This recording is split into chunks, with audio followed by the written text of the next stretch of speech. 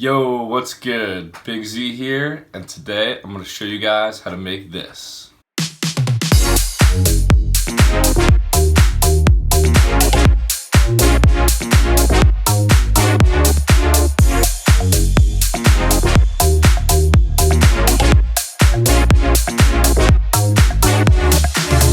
So that is my remake of the new EDX remix of Chromeo's track, Don't Sleep.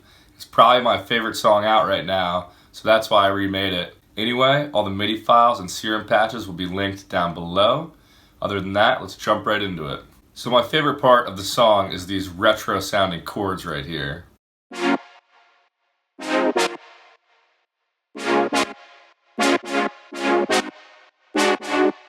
And they sound so cool because a lot of them are 7th chords, which gives you that funky vibe. Anyway, I remade this sound in Serum, and it's actually a really simple patch. It's just a saw wave with 7 voices of unison and some detune here. Then I have this envelope, and the only thing this envelope is affecting is the cutoff of the low pass filter. So it's a really simple sound. I really only have one extra thing going on here that makes the chord sound more retro. I'm using this LFO right here to modulate this fine pitch up here. And I'm modulating it a decent amount, 15 cents in both directions. And I have the rate down here set at 2 hertz. So you want to uncheck the BPM and just have it so you can change the rate around to your liking.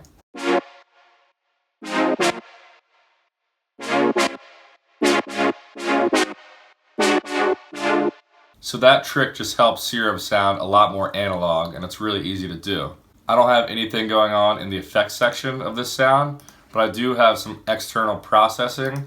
I just have some OTT on there, compressing it, and then some EQ, cutting off some annoying frequencies, just rolling them back a little bit. And then I have another EQ that's rolling down some more annoying frequencies, around like 5500 hertz. So now let's talk about this cool bass sound. It's 2 layers.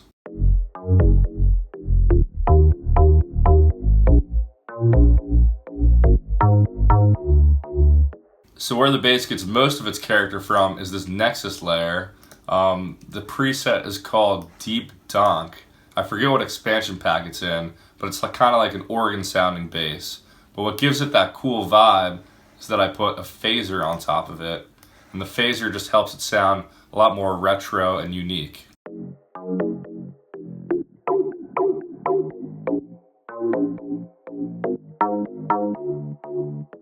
As for other processing that I have on here, I have the CLA bass plugin, just adding some compression, and I have some OTT on top of that, adding even more compression.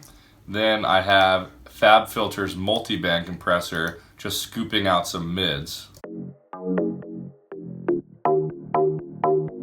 I just added that during the mixing stage so it'd sit in the mix a little better. So for this bass, I'm cutting off everything below like 180 hertz, and that's to make room for the sub bass, which I'll show you right now. And the sub bass is just a really simple Serum patch. It's just a saw wave. It's got this envelope affecting the cutoff of the low pass filter. And then in the effects section, I'm just adding some distortion.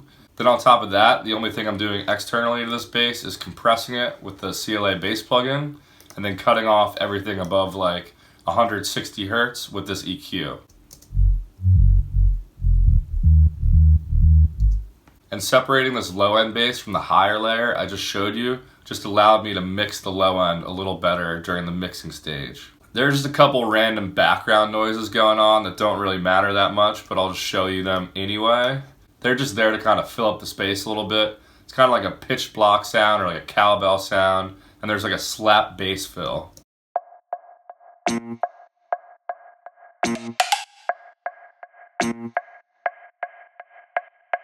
Again, you can barely even hear that stuff in the mix, but it just fills up the space and makes it all a little more interesting.